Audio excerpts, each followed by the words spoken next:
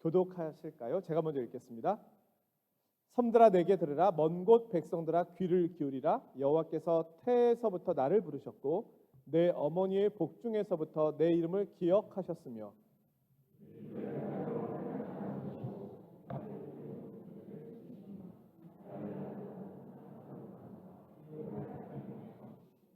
내게 이르시되 너는 나의 종이요 내 영광을 내 속에 나타낼 이스라엘이라 하셨느니라.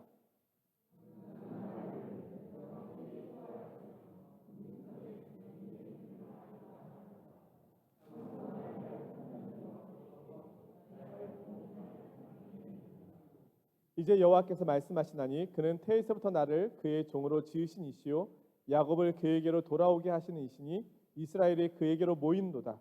그러므로 내가 여호와 보시기에 영화롭게 되었으며 나의 하나님은 나의 힘이 되셨도다.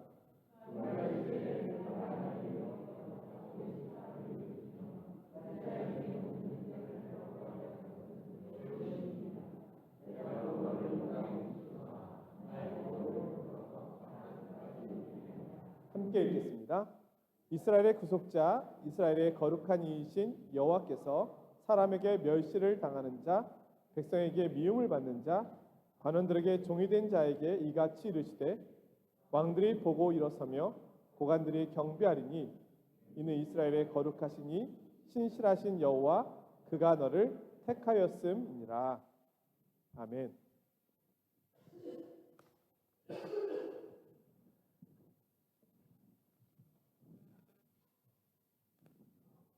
우리 고목사님께서 기도 제목을 내놓으셨지만 터키에 지진이 일어나서 제가 조금 전에 본 뉴스에서까지는 2만 1,000명의 사망자가 나오고 계속해서 지금 사망자가 나오고 있습니다. 1,200채의 집이 무너졌다고 하죠. 순식간에. 터키에서 사역하고 계신 선교사님이 계셔서 여쭤보니까 선교사님이 앙카라에 계시니까 지진의 진원지에서는 좀 떨어져 있었지만 주변에 가족과 또 친척, 친구 흩어진 이들이 많기 때문에 사상자가 더 이상 나오지 않았으면 하는 바람으로 빠른 복구를 위해서 기도 부탁을 하셨습니다. 그러면서 이제 두 번째 기도 제목을 내놓으셨는데 터키가 사실은 이슬람 근본주의로 돌아가기 위한 정책을 지금 대통령이 계속 펼치고 있었거든요. 한마디로 이제 종교 탄압이 계속 있었던 거죠. 이전보다 더 강력하게 복음이 증거되지 못하게 하는 그런 상황들이 지속되었었는데 이번 일을 통해서 좀 복음의 문이 열리는 시간이 될 수 있도록.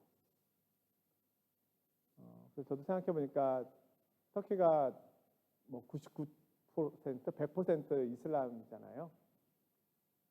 근데 이제 지금 서방 국가의 도움을 구했거든요. 서방 국가라고 하는 것이 대부분 기독교 국가들이 많잖아요.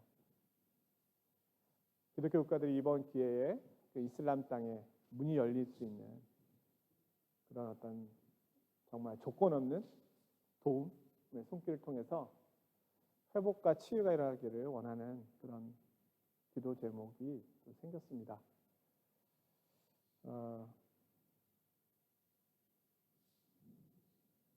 지진이라고 하는 이런 큰 일, 또 전쟁이라고 하는 상황은 너무너무 정말 마음 아프고 괴로운 일인 것은 분명하지만 또한 이 일들을 통해서 하나님께서 치유와 회복 또 복음과 구원의 역사를 나타내시는 그런 일을 또 우리 가운데 또 보여주시리라 또 그렇게 기대해 봅니다.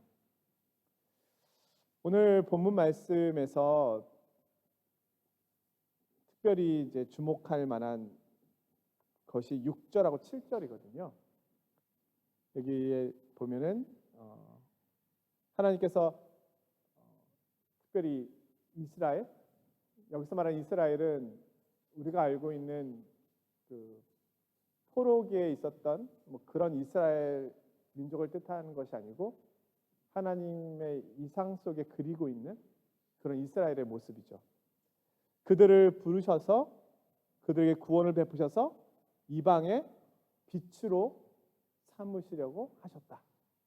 하나님께서 이스라엘을 부르신 목적이 이방의 빛입니다. 이스라엘을 높이는 데 목적이 있는 것이 아니고 이스라엘을 통해서 이방의 하나님의 살아계심이 증거되도록 하는 것. 오늘 많은 기독교 국가들이 사실은 지도를 펴놓고 보면 종교학적으로 보면 기독교 국가들이 잘 삽니다. 종교를 연구하는 사람들이 그리스도인들이 잘 사는 이유에 대해서 설명을 해요. 하나님 우리에게 주신 이 계명에 순종하며 살아가기 때문에 사실은 그리스도인들은 게으르지 않고 헛되이 시간을 낭비하지 않고 하나님 주신 시간, 하나님께 주신 건강, 하나님께 주신 물질, 이 모든 것을 하나님 영광을 위하여 사용하는 그런 어떤 순종의 삶 속에서 자연스럽게 이 부유함의 어떤 일반적인 원리들을 따라가게 되어 있다는 거죠. 물론 하나님께 복 주시는 것도 있지만 우리가 받은 이 복들이 그렇지 않은 곳으로 흘러가도록 하는 것, 이방의 빛이 되게 하는 것, 그것이 하나님께서 우리를 부르신 목적이겠죠. 저는 오늘 이 본문 말씀을 계속해서 이렇게 묵상하면서 어떻게 하나님께서 이방의 빛이 되게 하셨는가라는 것을 계속 한번 고민해 봤습니다. 또 말씀 안에서 살펴봤습니다. 우리도 이런 표현 쓰잖아요. 우리는 세상의 빛이다. 우리가 어떻게 세상의 빛이 될 수 있을까요? 그런데요, 오늘 이 이사야서 49장 말씀을 이해하면 우리가 세상의 빛이 된다는 것이 무엇인가를 좀 더 구체적으로 이해할 수 있겠다라는 그런 확신이 들었습니다.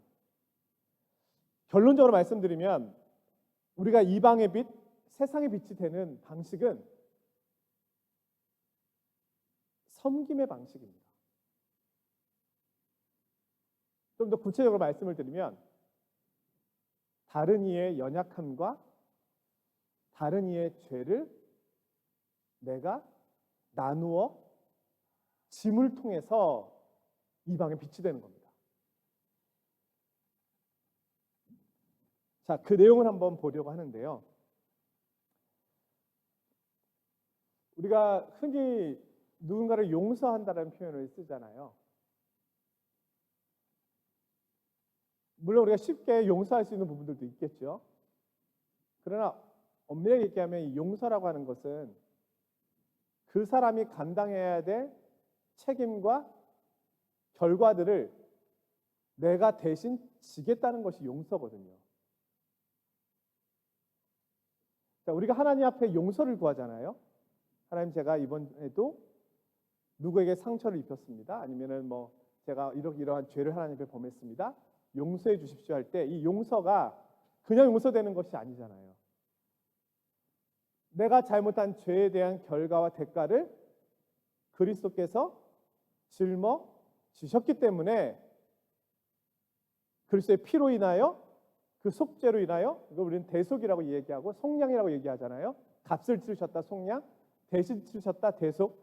그것으로 인해서 내가 용서가 되는 것이지, 그냥 하나님께서 어이구 너 기도했으니까 내가 용서해 줄게 해서 용서가 되는 게 아니잖아요. 인간관계 속에서도 마찬가지죠.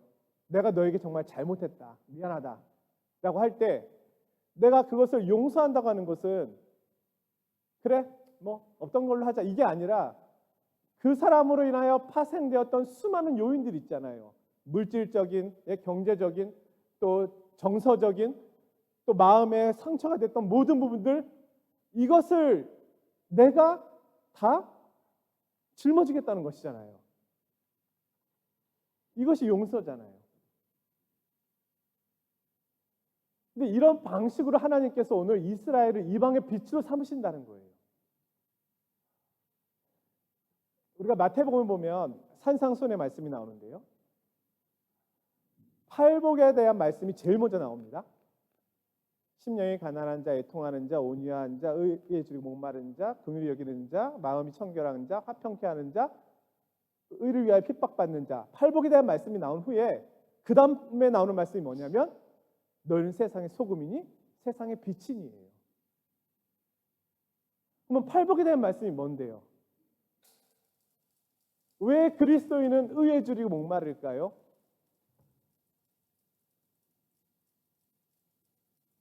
왜 그리스도인은 마음이 청결할까요? 마지막이 뭡니까? 의를 위하여 핍박받는다. 왜 그리스도인은 의를 위하여 핍박받을까요? 그리스도께서 그렇게 하셨기 때문이죠. 그럼 그리스도께서 그렇게 하셨는데 왜 우리가 그렇게 해야 될까요? 그리스도께서 이미 우리의 연약함과 죄의 문제를 다 감당하셨잖아요. 그렇죠? 근데 왜 내가 핍박과 박해 속에 있어야 되는 겁니까? 그리스도께서 이미 다 감당하셨는데.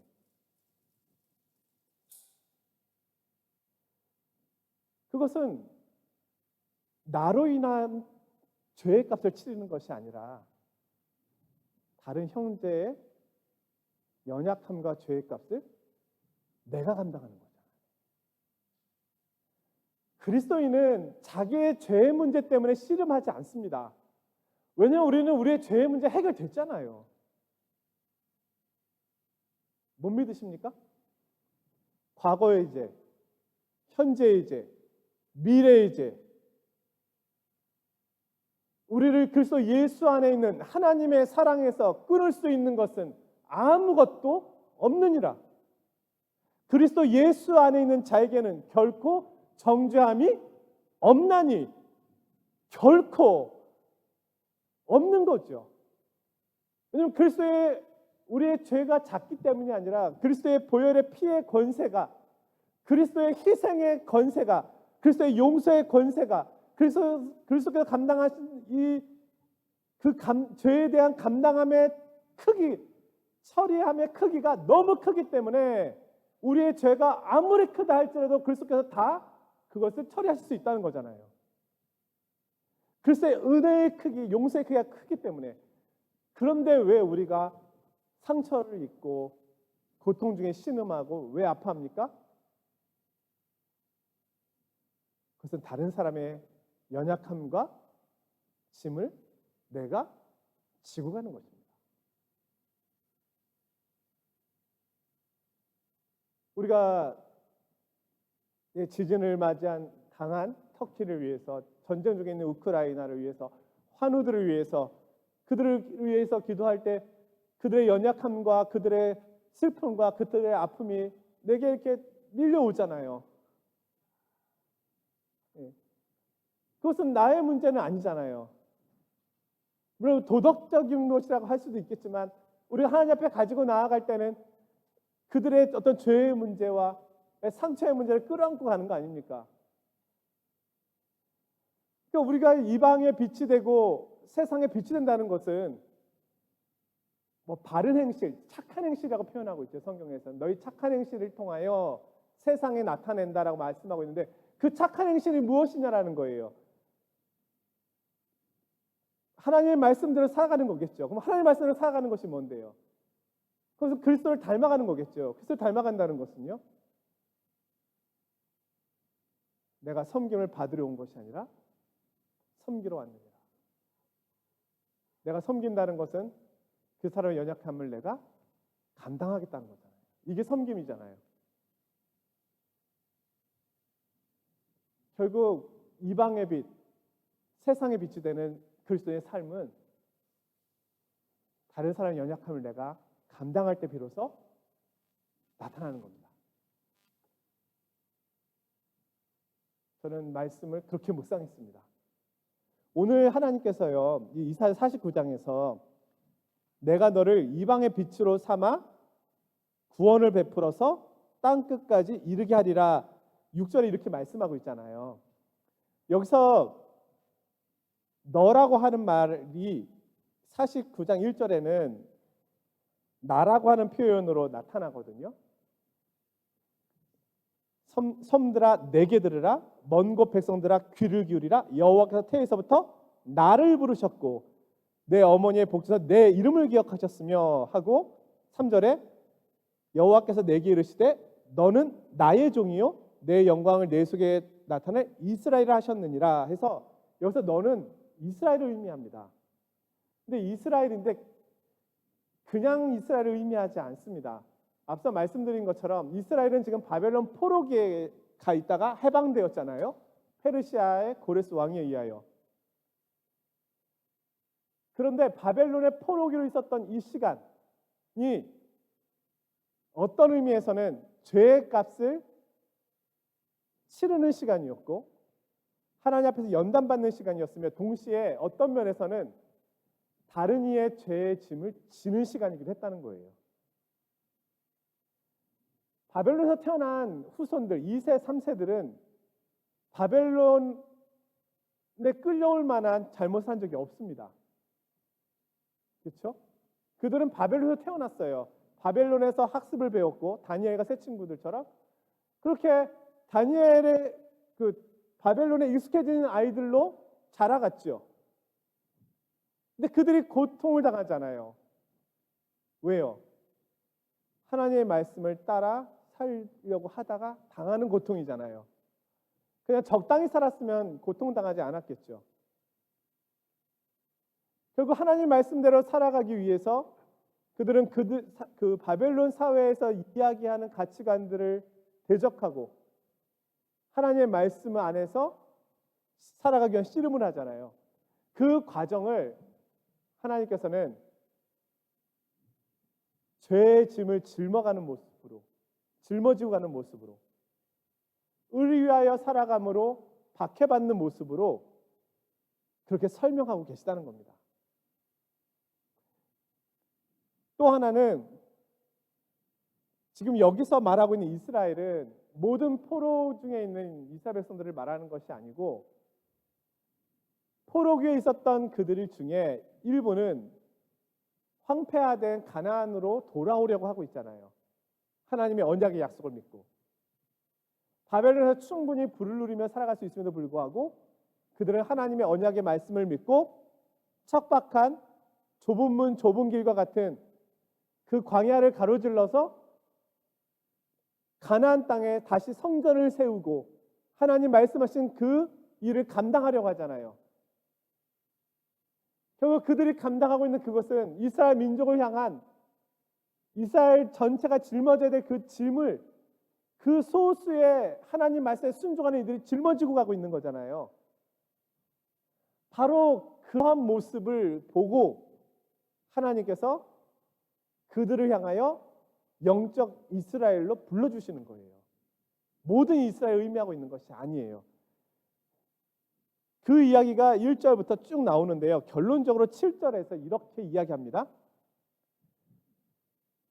이스라엘의 구속자, 이스라엘의 거룩한 이이신 여호와께서 사람에게 멸시를 당하는 자, 백성에게 미움받는 자, 관원들에게 종이 된 자에게 이같이 이르시되 왕들이 보고 일어서며 고관들이 경배하리니 이는 이스라엘의 거룩하신 이 신실하신 여호와 그가 너를 택하였음이니라. 하나님께서 택한 사람에 대한 이야기를 들려주고 있어요. 7절에서 앞서 말씀드린 하나님의 말씀에 순종하고 있는 이스라엘을 의미하는 거예요. 그런데 이들이 어떤 형편에 처해 있는지를 이야기해주고 계시는데 이들은 사람에게 멸시를 당하고 있어요. 백성에게 미움을 받고 있어요. 관원들에게 종이 되고 있어요. 이들은 왜 백성들에게 미움받고 있고 왜 사람에게 멸시를 받고 있고 왜 관원들의 종이 되었을까요?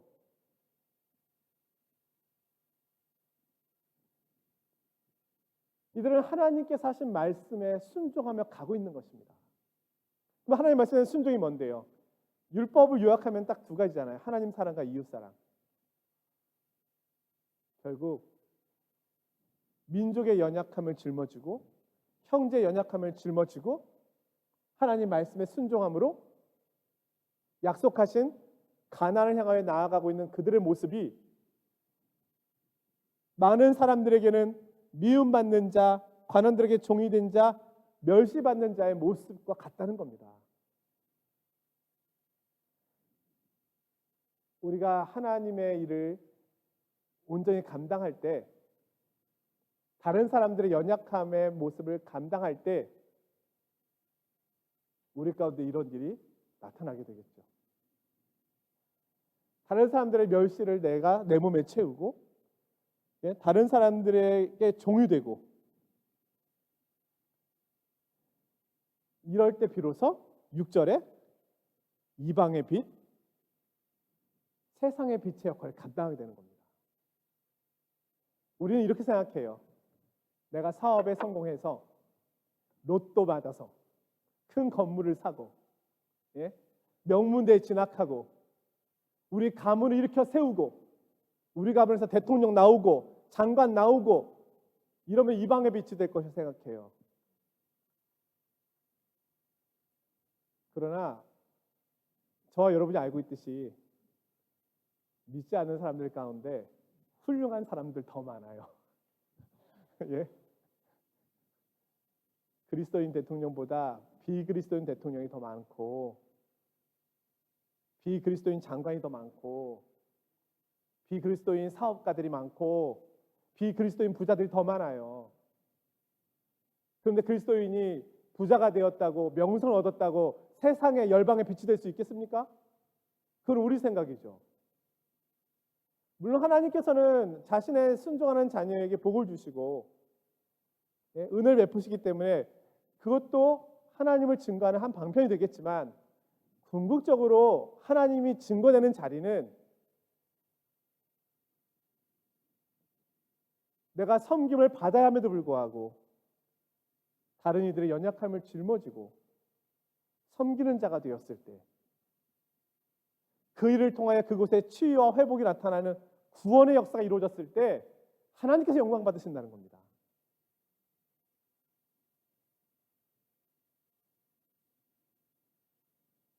오늘 이사야 49장은 사실은 평범한 본문이 아닙니다. 평범한 본문이 아닌 이유는 첫 번째는 어렵다는 것이고요. 본문이 좀 어렵습니다. 다 해석하지 않았어요. 제가 중요한 부분만 말씀드린 것이고, 두 번째는 이 이사야 49장은 이사야서에 4가지의 종의 노래가 나오거든요. 여호와의 종의 노래, 소위 말하는 예수 그리스도 메시아에 대한 예언이 나옵니다.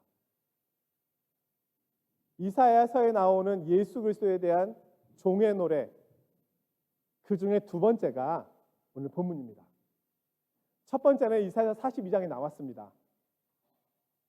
내가 기뻐하는 나의 종을 보라, 그가 모든 나라에 공의와 정의를 세울 것이다. 상한 갈 때도 꺾지 않고 꺼져가는 등불도 끄지 않고. 이 모습이 여호와의 종의 모습의 첫 번째였거든요. 근데 오늘 두 번째 종의 모습으로 나오는 것이 오늘 본문입니다. 그리고 우리가 제일 잘 아는 종의 모습으로 나오는 마지막 이사야서에 나오는 모습은 53장입니다. 그가 찔림은 우리의 허물 때문이요, 그가 상함은 우리의 죄악 때문이다. 그가 징계를 받음으로 우리가 평화를 누리고, 그가 채찍에 맞음으로 우리가 나음을 입었도다가 최종적인 종의 모습입니다. 근데 그곳으로 가기 전에 두 번째 단계에서 나오는 내용이 오늘 본문입니다. 근데 오늘 본문 가운데서도 가장 주목해야 될 내용이 7절입니다. 왜 이 내용이 예수 그리스도를 나타내는 종의 노래가 될까요? 물론 1절부터 모든 내용들이 예수 그리스도의 모습을 담고 있습니다. 하지만 7절이 핵심이죠. 그가 백성에게 미움을 받는 자, 사람에게 멸시를 당하는 자, 관원들에게 종이 된 자. 그러므로서 어떻게 됐습니까? 왕들이 보고 일어서며 고관들이 경배하리니 이는 이스라엘의 거룩하시니 신실하신 여호와 그가 너를 택하였음이니라. 내가 또 너를 이방의 빛으로 삼아 나의 구원을 베풀어서 땅 끝까지 이르게 하리라. 이 말씀이 예수 그리스도 안에서 성취되거든요. 예수 그리스도께서 이 세상에 오셨을 때 사람들이 예수 그리스도를 조롱하고 비웃는 일들이 굉장히 많았죠. 예수님께서 자신을 소개하신 방법 중에 하나는 이것이었습니다. 나는 이 땅에 섬김을 받으러 온 것이 아니라 섬기러 왔느니라. 형제를 위하여 자기 목숨을 내어주는 것보다 더 큰 사랑이 없다. 사실 예수 그리스도의 섬김은 십자가 사건에서 사실은 최종으로 나타나는 것이 아닙니다. 예수 그리스도의 섬김의 사실 어떻게 보면 가장 큰 결정체는 십자가 이전에 성탄절 사건에서 나타납니다. 하나님이 인간이 되셔서 오셨다. 말씀이 육신이 되어 오셨다. 거룩하신 그 크신 분이 가장 작은 자 인간이 되셨다. 성육신에 있습니다. 그는 근본 하나님과 본체시나 동등됨을 취할 것을 여기지 아니하시고 오히려 자기를 비워 종의 형체를 가져 사람의 모양으로 나타나셔서 죽기까지 복종하셨으니 그 십자가에 죽으십니다. 이 일에 있는 것입니다. 여러분, 가장 큰 사람은 가장 크게 섬기는 사람입니다. 섬김의 크기가 달라요. 큰 사람은요. 작은 사람은 섬김의 크기도 작겠죠. 자신의 그릇이 있으니까. 그러나 그 사람도 섬기는 자입니다. 그러나 그리스도께서는요, 그 크신 분이 우리를 섬기시는데 어떻게 섬기셨느냐? 친히 인간이 되셔서 수건을 몸에 두르시고 죄인의 발을 무릎을 꿇고 대야에다가 발을 담그시고 닦아주시는 그 섬김으로까지 나가셨잖아요. 그리고 끝내는요,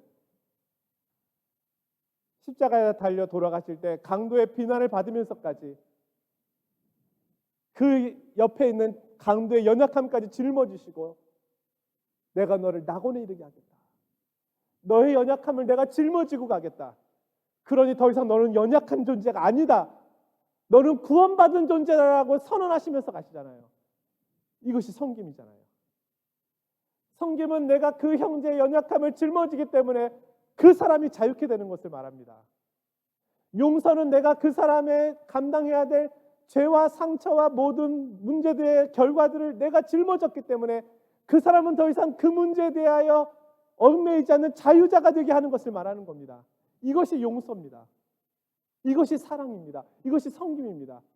이렇게 살면 이방의 빛이 되는 겁니다. 그리스도께서 이방의 빛이 되신 겁니다. 그리고 지금 이사야서에서의 청중은요, 이 예언자를 통해서 이 이야기를 듣고 있는 것입니다. 포로된 여러분, 가나안으로 가는 것을 두려워하지 마십시오.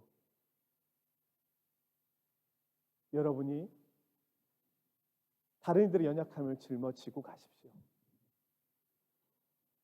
가서 그 길이 외로운 길이고 좁은 길이고 황폐한 땅에 가는 길이지만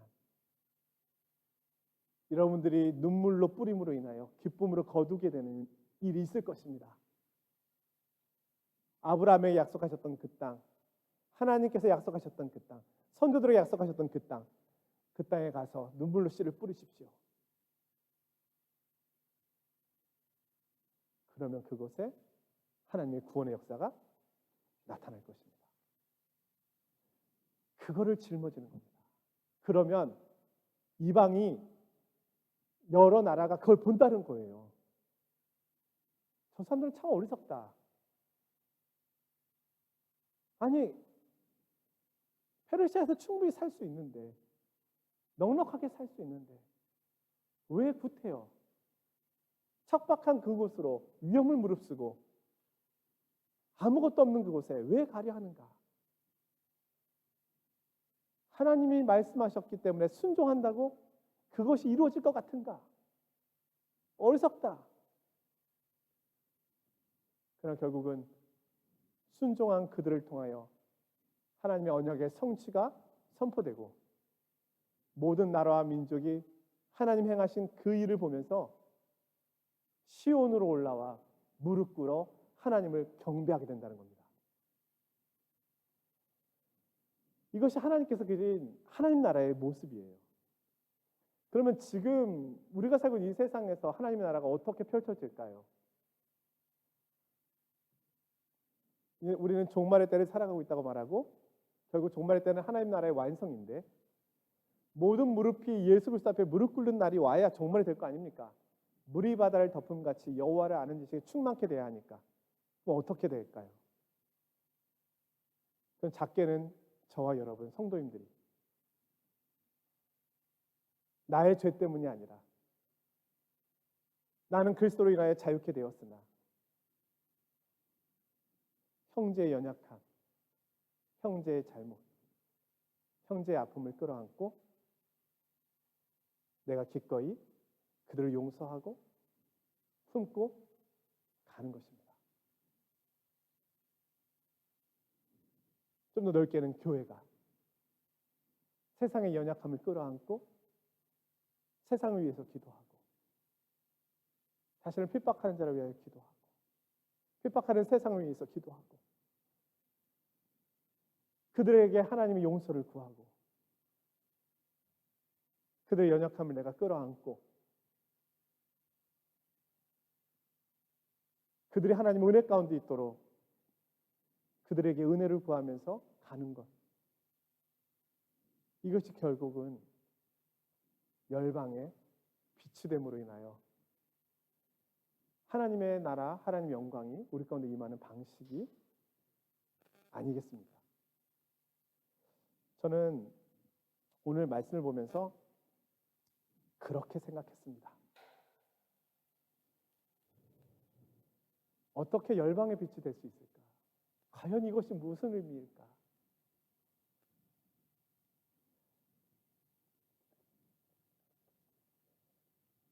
마지막으로 말씀을 하나 드리면 누가복음을 보면 예수님 한 이스라엘의 위로를 기다리던 시므온이 아기 예수를 안고 찬송하는 장면이 나옵니다. 이렇게 이야기해요. 내 눈이 주의 구원을 보았사오니 이는 만민 앞에 예비하신 것이요 이방을 비추는 빛이요 주의 백성 이스라엘의 영광이니이다.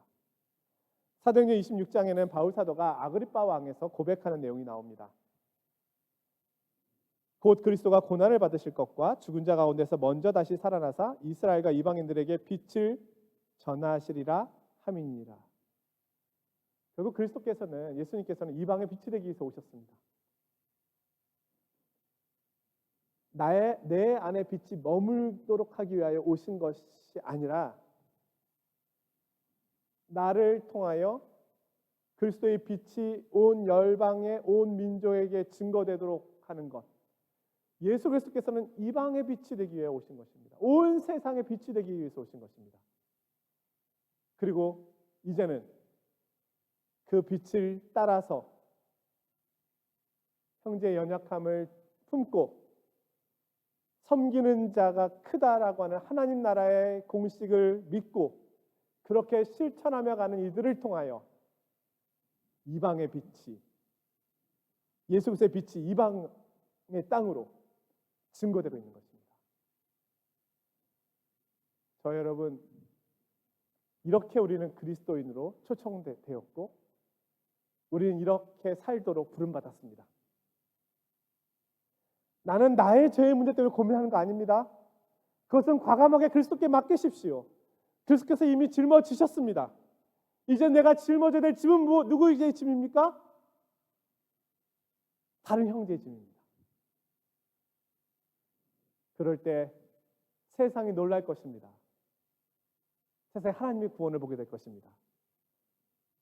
나를 통하여 그리스도인을 통하여 교회를 통하여 이런 구원의 역사가 저와 우리 성도님들의 삶의 자리에 충만하시기를 주님 이름으로 축원드립니다.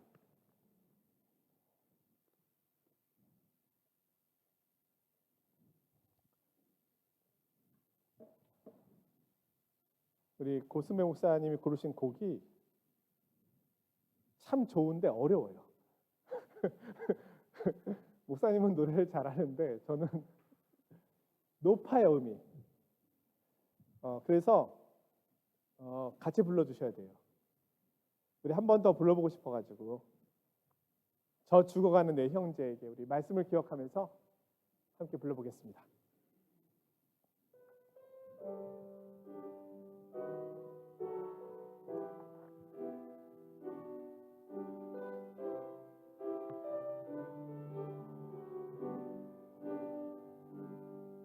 저 죽어가는 내 형제에게 생명을 주소서. 그 감의 권세에 매여 내일을 빼앗긴 저들의 저 소망 없는 텅 빈 가슴에 텅 빈 가슴 새 날을 주소서. 주소 고통의 멍에에 매여 고통의 멍에에 매 신음하고 있는 저들에게 신음하고 있는 저들의 아버지여 이 백성 아버지여 이 백성 다시 살게 하소서. 묶였던 자 자유케 되는 영광의 날을 주소서. 아버지여 이 나라 아버지여 이 나라 주의 것 되게 하소서. 영원하신 하늘 아버지 다시 섬기게 아버지여 이 백성 다시 살게 하소서. 아버지여 이 백성 다시 살게 하소서. 묶였던 자 자유케 되는 묶였던 자 자유케 되는 영광의 날을 주소. 아버지여 이 나라 아버지여 이 나라 주의 것 되게 하소서. 주의 것 되게 하소서. 영원하신 하늘 아버지 다시 섬기게 하소서. 우리 이 시간 함께 기도하기를 원합니다. 혹시 이런 생각 해본 적 있으십니까? 내가 무슨 죄를 이렇게 지었길래, 내가 무슨 잘못을 이렇게 많이 했길래 나의 삶은 이렇게 힘들고 공고하고 어렵지? 아니요, 그것은 잘못된 생각입니다. 예수 그리스도께서 나의 모든 죄를 담당하셨습니다. 그래서 나의 모든 죄의 대가를 치르셨습니다. 내게 자유를 주시려고 스스로 옥에 갇히시고 스스로 자신을 묶으셨습니다. 나를 자유케 하시게 하여 스스로 채찍에 맞으셨으며 스스로 죄의 길로 가셨습니다. 나는 자유합니다. 근데 지금 나는 어떤 죄를 지고 가는 것일까요? 나는 형제의 연약함을 지고 가는 것입니다. 가족의 연약함을 지고 가는 것입니다. 친구의 연약함을, 성도들의 연약함을 지고 가는 것입니다. 나의 잘못이 아니고 나의 책임이 아니라 그들을 섬기는 위치에서 그 일을 감당하는 것입니다. 그들의 필요를 바라보며 그들의 필요를 위하여 우리는 기도하는 것입니다. 그들의 연약함을 내 몸에 채우는 것입니다. 왜요? 그리스도께서 그렇게 하셨으니까요. 이것이 이방의 빛이 되는 것입니다. 오늘 본문 말씀처럼 이방의 빛으로 살아가려고 하는 그에게는 멸시와 천대와 종이 되는 아픔이 있습니다. 그러나 그는 그 길을 선택하였고 하나님의 말씀을 믿고 나아가는 그를 통하여 하나님께서는 자신의 언약의 성취를 보여주심으로 이방의 빛이 되게 하셨습니다. 우리 이 시간 기도할 때 하나님, 내가 져야 될 형제의 짐은 없습니까? 내가 져야 될 가족의 짐은 없습니까? 나의 죄의 문제 때문에 아파하는 거 아니고 나의 인생의 불안함 때문에 괴로워하는 것이 아니라 다른 이들의 연약함을 내가 끌어안고 섬기는 자로 가기로 그렇게 부름받았기에 내가 가고 있는 거 아닙니까? 하나님, 기꺼이 내가 감당해야 한다면 감당하게 하소서. 그리스도의 구원의 은혜가, 그리스도의 구원의 능력이 그들 가운데 증거되도록, 내가 서 있는 이곳에 증거되도록, 성취되도록 넉넉함으로 감당해 나갈 수 있도록 도와주소서.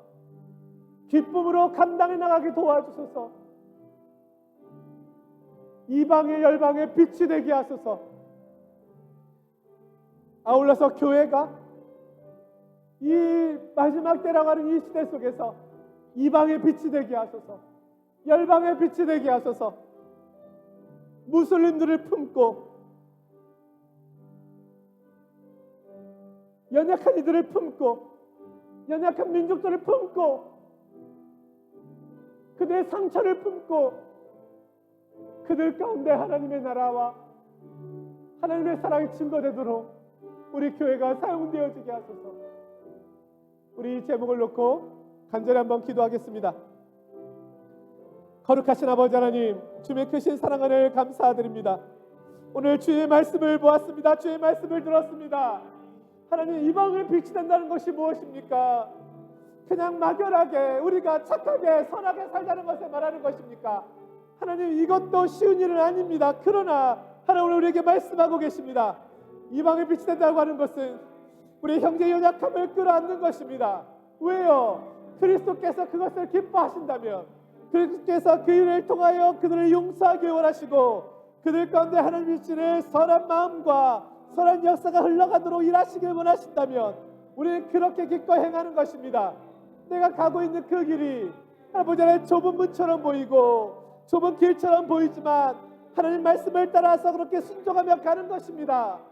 아버지 하나님, 나는 나의 문제 때문에 늘 흔들리고 넘어지고 쓰러져 있는 그런 존재가 아닙니다. 그것은 초월하여 넘어가는 것입니다. 누구든지 그리스도 예수 안에 있는 자에게는 결코 정죄함이 없습니다. 우리가 지고 가는 것을, 감당해 가는 것은 형제의 짐입니다. 형제의 연약함입니다. 그것을 끌어안는 것입니다. 내 몸에 채우는 것입니다. 비난하는 것이 아니고 책망하는 것이 아니라 그것을 그리스도의 사랑으로 감당하며 가지고 가는 것입니다. 이럴 때는 이방의 빛이 되는 것이고 하나님의 구원의 역사가 나타나는 거 아니겠습니까? 아버지 하나님, 우리에게 말씀하신 것, 아버지 하나님, 우리는 이 발목을 따라가는 하나님의 자녀입니다. 그래서 우리가 해야 할 일이 무엇입니까? 그래서 우리가 감당해야 되는 것은 세상의 빛이요 세상의 소금이 되는 것입니다. 우리는 그렇게 나아가는 것입니다. 그렇게 그리스도 앞에 순종하는 것입니다. 아버지 하나님, 내가 서 있는 자리에서 내가 감당할 것을 감당해 나갈 수 있도록 도와주시면서 회피하는 자가 아니라 도망가는 자가 아니라 그리스도가 말씀하셨사오니 기꺼이 내 몸에 채우고 그리스도의 남은 고난을 내 몸에 채우고 그렇게 가는 것입니다. 기쁨으로 가는 것입니다. 그럴 때 내가 서 있는 자리에 화평함이 이루어집니다. 치유와 회복과 아버지 하나님의 놀라운 구원의 역사가 나타나는 것입니다. 이럴 때 하나님의 구원의 역사가 펼쳐지는 것입니다. 우리 이렇게 부름을 받았습니다. 우리 이렇게 살도록 초청받았습니다. 아버지, 이런 삶을 살게 하소서. 이런 그리스도의 백성으로서 삶을 살게 하소서. 멈춰있는 자가 아니라 숨어있는 자가 아니라 어찌할지 몰라서 나의 문제를 살펴 있는 자가 아니라 그리스도의 복음의 말씀을 붙잡고 복음의 능력 가운데 살아갈 저들일 수 있도록 하나님 붙잡아 주시옵소서. 저들에게 이끌어 주시기 다시 하나님 아버지, 우리가 오늘도 그리스도를 따라갑니다. 그 길이 좁은 문이라 할지라도 좁은 길이라 할지라도 기꺼이 기쁨과 즐거움으로 따라갑니다. 내가 저희들 십자가를 쥐고 기꺼이 따라갑니다. 아버지 오늘 잘 감당해 나갈 수 있도록 도와주시옵소서. 아버지 교회가 이 일을 감당해 나갈 수 있도록 도와주시옵소서. 무너지는 무슬림 땅 아버지 저 땅을 위하여 기도하게 하시고 그들 회복을 위하여 기도하게 하여 주시고 하나님 그곳에 하나님의 놀라운 구원과 주의 역사가 나타나게 하소서. 우크라이나 땅도 기억하옵소서. 시리아도 기억하옵소서. 전쟁의 폐허 속에 있는 다툼의 폐허 속에 있는 그 땅을 기억하옵소서. 아버지 일을 감당할 수 있도록 저희들을 써주시고 저희를 통하여 영광 받아 주시옵소서. 저희들 하나님 사용하여 주시옵소서. 저희들을 통하여 주시옵소서.